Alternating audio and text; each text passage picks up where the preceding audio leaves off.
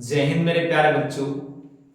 कैसे हैं आप लोग। उम्मीद करता हूं आप लोग स्वस्थ एवं मस्त होंगे।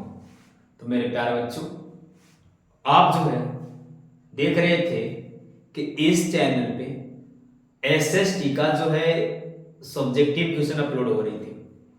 उसमें हो रहा था क्या बच्चों कि आपदा प्रबंधन स्टार्ट थी। एसएसटी में आपदा प्रबंधन जहां से 12 से 15 नंबर की सवाल आती है, तो वहां देखे थे कि आपदा प्रबंधन के पार्ट 1 जो है अपलोड कर दिया गया था।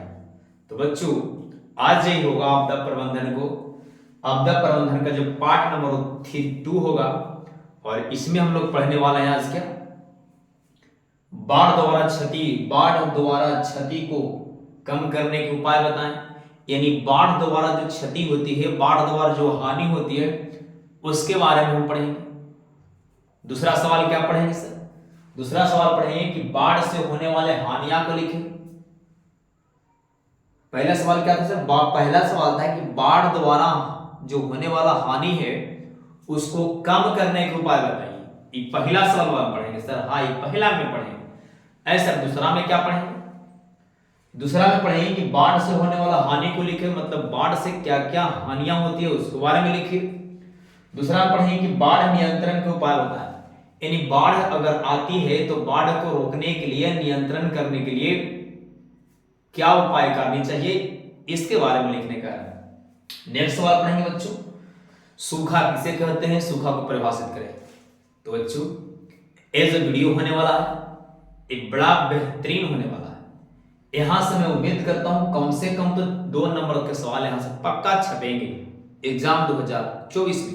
और हेडिंग ही देखिए क्या मारा हुआ, पढ़े वही जो सीधा एग्जाम 2024 10th क्लास में छपेगा। तो बच्चों, बकवास नहीं करते हैं क्योंकि आपका समय बहुत कीमती है। और मैं आपसे आग्रह करता हूं कि अगर इस चैनल पर आप नए हैं और अभी तक चैनल को सब्सक्राइब नहीं किए हैं तो इस चैनल को सब्सक्राइब कर दें। जिससे होगा क्या कि जो भी वीडियो हम अपलोड करेंगे वो वीडियो सबसे पहले आप तक पहुंचेगी, जिससे क्या होगा बच्चों, इसका लाभ उठा पाएंगे। तो बच्चों, श्री गणेश करते हैं, मतलब शुरू करते हैं। वीडियो स्किप ना करेंगे, वीडियो को पूरा देखेंगे, जिससे बच्चों बहुत बहुत लाभ होगी। तो चलिए सवाल के आगाज करते हैं स्टेप बाय स्टेप। ऐसा का पहला सवाल क्या है? पहला सवाल है बच्चों कि बाढ़ द्वारा क्षति को कम करने के उपाय को उल्लेख करें। ऐसा सवाल होगा क्या है सर? फिर से एक बार पढ़िए तो, बाढ़ द्वारा क्षति को कम करने के उपायों का उल्लेख कीजिए। मेरे प्यारे बच्चों, कह रहे कि बाढ़ द्वारा जो क्षति होती है, बाढ़ द्वारा जो हानि होती है, उसको कम करने के लिए, मन ठीक है क्षति होवे लेकिन क्षति कम होवे, नुकसान कम होवे, कम करने के क्या उपाय कीजिएगा। तो बच्चों, अब समझिए कि बाढ़ से क्षति होती है, तो बाढ़ से क्षति होने से जो बाढ़ से जो क्षति होती है उसको कम कैसे करेंगे हम? बाढ़ से जो क्षति होती है उसको कम हम कैसे करेंगे? तो बच्चों, यही ना कि जब नदी के किनारे रहेंगे तो बाढ़ आवे करेगा। जब हम नदी के किनारे घर बने रहेंगे तब बाढ़ आवेगा ना। तो जब नदी के किनारे रहेगा तब बाढ़ आएगी, और बाढ़ आएगी तो आपको नुकसान होगा ही होगा।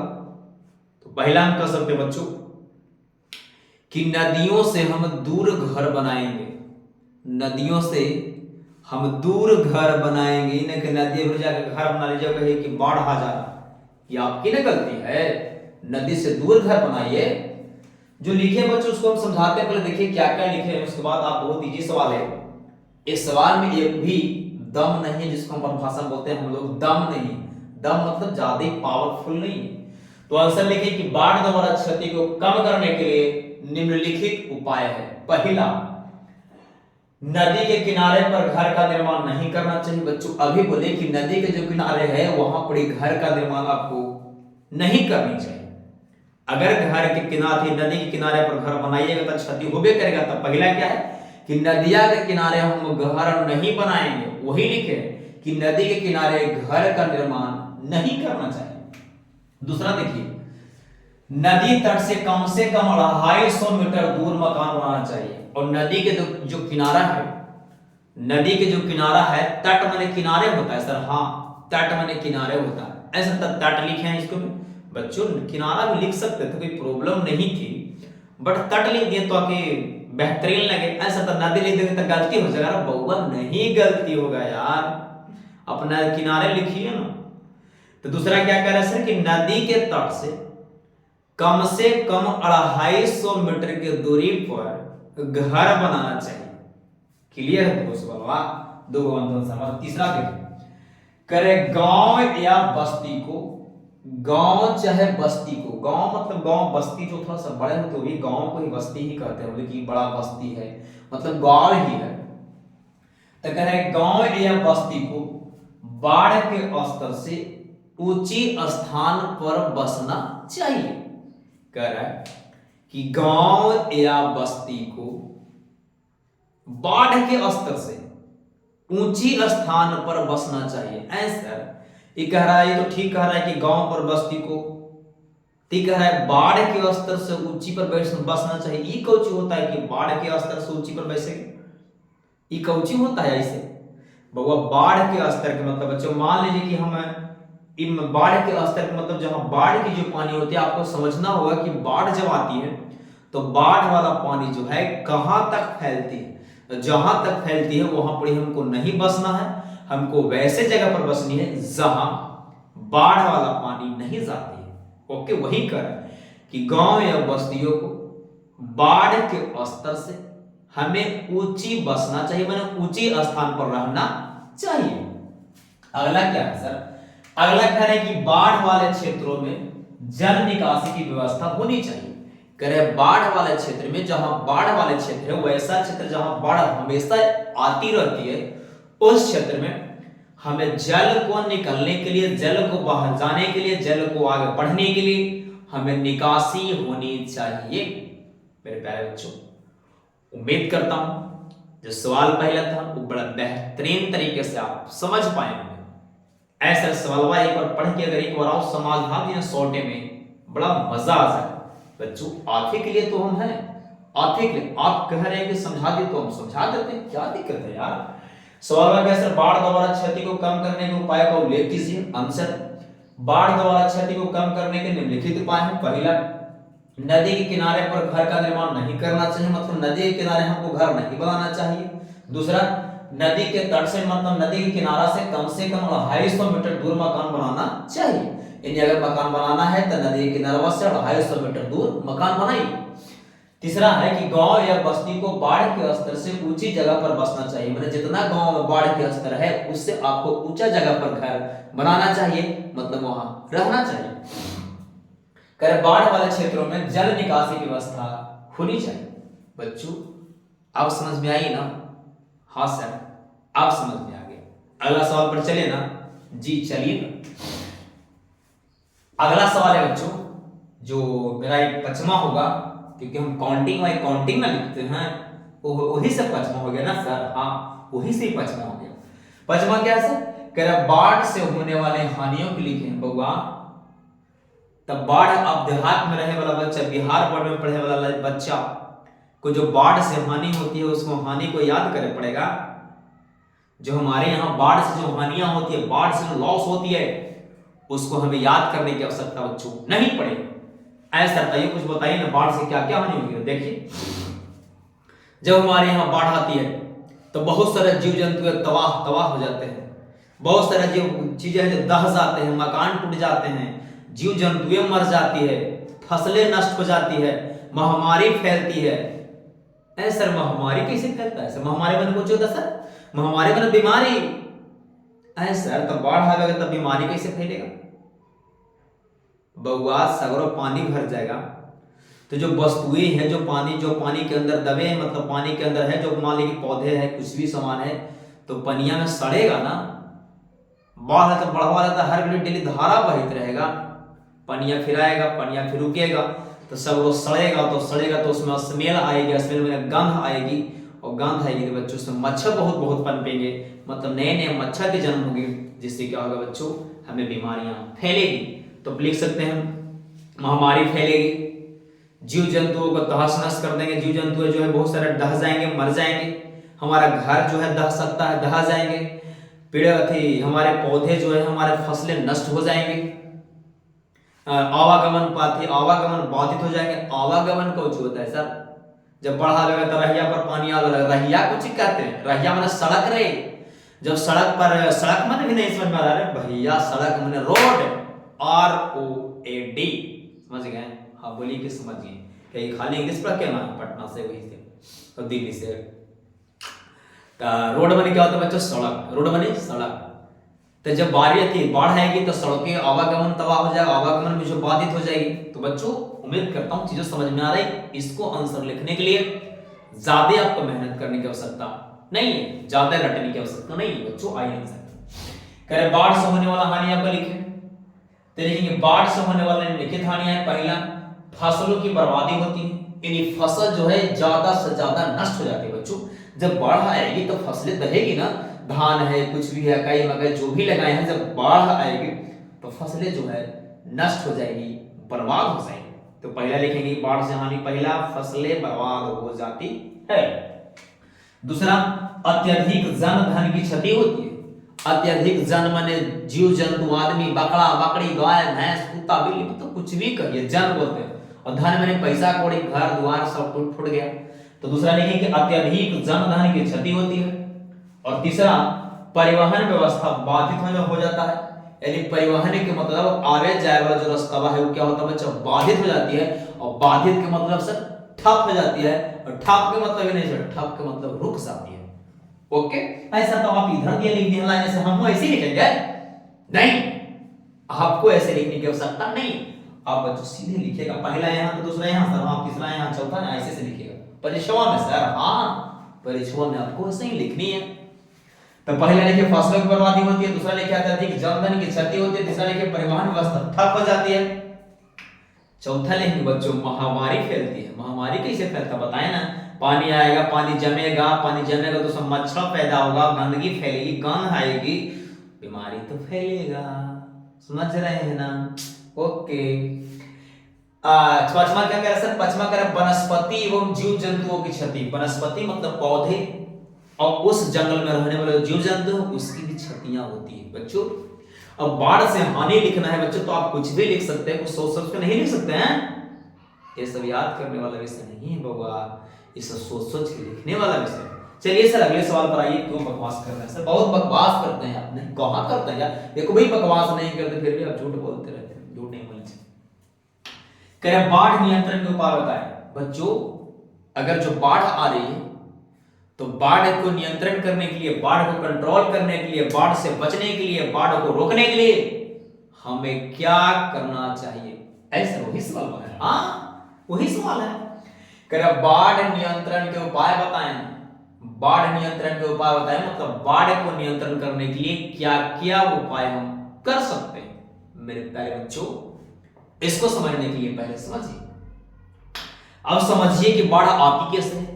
मान लीजिए बच्चों ये नदी है, क्या चीज बच्चों? ये नदी है, और नदियां में जो है ऐसे ऐसे पानी जा रही है। एक बात ऐसे ही पानी है भगवा, मान लो ना कि पानी है, मान लो कि पानी, एक कहानी यहां पर याद आ रही है कि मान लो कि पानी है। मान ले कि ऐसा ही एक कहानी याद आ रही है। एक जो है टीचर एक बच्चे को बोल रहे थे कि बच्चों मान लीजिए कि खीर है। एक बात करें कि मान लीजिए कि खीर है, एग्जांपल्स, मान लिया जाए कि खीर है। लड़का कह रहा है कि कैसे मान लें? मास्टर साहब कह रहे मान लो कि खीर है। लड़का कह रहे कैसे मान लेंगे खीर है? फिर लड़का कहा कि एक बात कहें आप ही मानिएगा सर? बोला सर, बोले कि हाँ ठीक है मानेंगे। लड़का बोला कि मान लीजिए कि आपके पास मान लीजिए कि आपको हम 50 रुपया दिए। लड़का बोला कि मान लीजिए कि आपको हम 50 रुपया दिए। फिर लड़का कहता हमारे दीजिए, ना मान लीजिए कि हम 50 रुपया आपको दिए, तो मास्टर मान लिया मास्टर साहब ठीक है। तो लड़का बोला कि हमारे 50 रुपया दीजिए, तो कहां से देंगे? ओके, बट ये मजाक थी। यहां समझे बच्चों क्या है? रिवर है, रिवर में क्या है? नदियां हैं। हम क्या पढ़ा रहे, समझाने का चाह रहे सर? कहानी से भुला दे, फिर से आप पढ़ेंगे। कह रहे कि बाढ़ नियंत्रण का उपाय होता है मतलब बाढ़ को रोकने के लिए हम क्या करेंगे? बाढ़ को रोकने के लिए हम क्या करेंगे, तो वही समझा रहे हैं कि नदियां, नदियों में से बारिश पानी जा रही है बच्चों, इसको बोलते हैं किनारा चाहे तट बोलते हैं। अब बाढ़ कैसे आता है, अब नदी का पानी धीरे धीरे बढ़ रही, नदी का पानी धीरे धीरे बढ़ रही, तो क्या होता है कि नदी किनारा जो है मान लीजिए कि टूट गया, और जब टूट गया तब पनिया एने ओने जाए लगा, जब एने ओने पनिया जाए लगा तो आसपास के क्षेत्र में फैल जाएगा, ओकरे ना बाढ़ कहते हैं। तो बच्चों कह रहा है कि बाढ़ को नियंत्रण के लिए क्या करना चाहिए, तो पहला नदी के तटबंध को मरम्मत करना चाहिए, चाहे नदी के तटबंधों को अच्छा रखना चाहिए, मतलब नदी के तटबंध को मरम्मत करनी चाहिए, नदी तटबंधों की मरम्मत करना चाहिए। मरम्मत को तो टूटे फूटे वाला है जिसको हमको मरम्मत करना चाहिए, इन की वजह है कि टूटने वाले हैं तो उसको हमें मरम्मत करनी चाहिए, पहला। दूसरा समझ लीजिए उसको, दूसरा कह रहे हैं कि नदियों के तटों पर वृक्षारोपण करना चाहिए। अगर नदी के जो तट है, नदी के जो किनारा है, उस पे हमें वृक्ष लगाने चाहिए, उस पे हमें पौधे लगाना चाहिए। ऐसा तो नदिया किनारवा पर पेड़वा लगाने से बढ़ावा रुक जाएगा, हाँ बच्चों रुक जाएगी। कैसे सर, जो नदी के किनारा पर, नदी के तट पर जब पेड़ लगाएंगे, पौधे लगाएंगे, तो पौधे क्या करते हैं बच्चों, मिट्टी को कटने से रोकता है, मिट्टी को कटने से रोकती है, मतलब मिट्टिया जो है कट कट कर दहेगा नहीं, कौची से जब पनिया आवेगा ना, तो मान ली कि जड़ी है तो जड़िया जो मटिया का पकड़ ले रहेगा, जो मटिया के पकड़ ले रहेगा जड़िया, तो पनिया नहीं ना दहावेगा मटिया के, तो इसीलिए तटबंधवा जो मजबूत रहेगा। तब दूसरा कुछ कह रहा है, नदी के तट पर यानी नदी के किनारा पर हमें वृक्षारोपण करना चाहिए, मतलब पेड़ लगाना चाहिए। बच्चों आगे कह रहे हैं सरकार द्वारा नदियों को आपस में जोड़ना चाहिए बच्चों, और सरकार द्वारा जो नदियां हैं उसको आपस में जोड़ देनी चाहिए। सर नदियों को जो आपस में जोड़ा जाएगा तब बाढ़ नहीं आएगा, नहीं। कैसे, मान ली कि नदी यहां से एक नदी जोड़ दिया ऐसे, एक में से एक नदी और जोड़ दिया ऐसे, तो बच्चों मान लीजिए कि एक में पानी जा दिया लगा, तो पानी इधर नदियों में जाने लगेगा, इधर नदी हमारे सूखा रहते एक में जाने लगा। ऐसे थोड़ा नहीं कि सभी नदी आ जाएगा, तो सभी नदी आ गया तो दूसरा बात है, वो तो भाग्य खराब किस्मत है, फूट रहता क्या करिएगा, ठीक है ना। चाहे ये वाला नदियां पड़ा रहता है, वाला में जुड़ा रहेगा, तो वाला पानी वाला में जाएगा ना, फिर तो आसपास के क्षेत्र में जो है बाढ़ नहीं ना होगी। पहला था क्या सर, नदी के तटबंधों को मरम्मत करेंगे, दूसरा नदी के तटबंध पर वृक्ष लगाएंगे, मतलब पेड़ लगाएंगे, तीसरा नदियों, सरकार द्वारा नदियों को आपस में जोड़ देंगे, चाहे जोड़ देना चाहिए।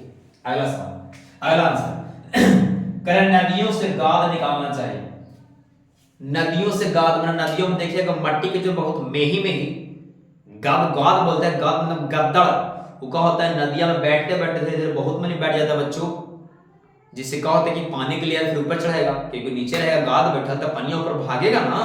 तो कह रहा है कि नदियों से गाद निकालना चाहिए, मतलब नदियां में जो गाद बैठी है उसे गाद को क्या करना है बच्चों, निकालनी चाहिए। अगला कह रहा है कि बांध को जांच करना चाहिए, जो बच्चों बांध है वो बांध को हमें जांच करनी चाहिए कि बांध में कुछ फॉल्ट तो नहीं है, बांध टूटने वाली तो नहीं है, उसे हमें जांच करनी चाहिए। ऐसा फिर से बताइए, तो बाढ़ के नियंत्रण का उपाय बताएं। आंसर, बाढ़ के नियंत्रण के निम्नलिखित उपाय, पहला नदी के तटबंध को मरम्मत करना चाहिए, दूसरा नदी के तटबंध पर वृक्ष लगाना चाहिए, तीसरा सरकार द्वारा नदियों को आपस में जोड़ लेना चाहिए, और चौथा क्या था सर, चौथा था नदियों को गाद, नदियों में से चाहे नदियों के गाद निकालना चाहिए और बांध को जांच करना चाहिए। उम्मीद करता हूं यहां तक कोई भी प्रॉब्लम नहीं होगा बच्चों, और बेहतरीन तरीके से आप समझ पाए होंगे, ठीक ना। नहीं समझ में तो कमेंट में करते रहिएगा। लास्ट सवाल है बच्चों, सूखे को परिभाषित करें। सूखे को परिभाषित करें। सर सूखे को होता है, सूखे जब हम बोलते हैं अकाल पड़ गया, मतलब बारिश कम हुई, जब हमारे आसपास के क्षेत्रों में बारिश कम होती है, वर्षा कम होती है, तो क्या होता है बच्चों, सूखा हो जाता है, जिसको हमको अकाल बोलते हैं कि अकाल हो गया। ऐसा मान लें कि पानी कम पड़ेगा तो सूखा घोषित हो जाएगा, नहीं, पानी कम पड़े और जल स्तर जमीन का जो है नीचे भाग जाए। जल स्तर मतलब सर मतलब 40 फीट है तो पानी जमीन से मिल रहा है, मैंने चापाकल चल रही है, मोटरें चल रहा है, डीजल चल रहा है, चल रही है चाहे चल रहा है बच्चों, उस पर मतलब ज्यादा मत फोकस कीजिएगा। तब जब नीचे का जल स्तर ठीक है, चाहे नीचे का जल स्तर ठीक है और वर्षा कुछ कम हुआ तो सूखा उसको नहीं बोलेंगे। चाहे जल स्तर भागल है तो वर्षा हुआ है तो सूखा नहीं हुआ। बच्चों सूखा तब होगा जब हमारे आसपास के क्षेत्र में वर्षा कम होगी, मतलब पानी कम पड़ेगी और जल स्तर नीचे चला जाएगा, उसे हम सूखा कहते हैं। ऐसा सूखा जो है मानवीय आपदा है कि प्राकृतिक आपदा? सूखा कौन सा मानेंगे बच्चों? प्राकृतिक आपदा। मेरे प्यारे बच्चों अगर आपसे सवाल करें कि सूखा किसे कहते हैं तो लिखेंगे। अभी क्या समझे, जब हमारे आसपास के क्षेत्र में हमारे एरिया में जिस एरिया में पानी कम पड़े और जल स्तर नीचे चल जाए 100 फीट 150 फीट मतलब नीचे चल जाए, मतलब मोटर नहीं चल पा रहा है, चापाकल नहीं चल रही है, डीजल नहीं चल रहा है, तो जल स्तर बच्चों नीचे चल गए। तो मेरे प्यारे बच्चों हम आपको समझाना यही चाह रहे हैं कि जब हमारे आसपास पानी ना पड़े और जल स्तर जो है नीचे चल जाए, एक हम सूखा करते हैं। ऐसा सजा के जड़ी बोलिए ना, इस एकदम सजा के बोलिए ना, ऐसे बोल दे रहे हैं, हम बोल देते हैं यार आपको ना हम जान दे सकते हैं, आपका सजा के बोलिए। तो लिखेंगे कि सूखा किसे कहते हैं, लिखेंगे बच्चों जब हमारे आसपास के क्षेत्रों में ऐसा ही सब याद कर लें, सवाल नहीं बच्चों याद नहीं कर लें कि आपको हम 20 मिनट में समझा रहे हैं ना, एक समझाने के लिए मेहनत बहुत करना पड़ता है। आपको लग रहा है क्या हो गया 10-20 मिनट देख लिए हो गया, चलिए हटाइए। जब हमारे आसपास के क्षेत्रों में आवश्यकता से मतलब जितना काम है उकरा से वर्षा कम होती है एवं जल स्तर नीचे चला जाता है, मतलब एकदम पनिया के लेयरवा नीचे चला जाता है, उसे हम सूखा कहते हैं। बच्चों समझ में आ रही है बातें, फिर से एक बार रिपीट करते हैं, सूखा किसे कहते हैं?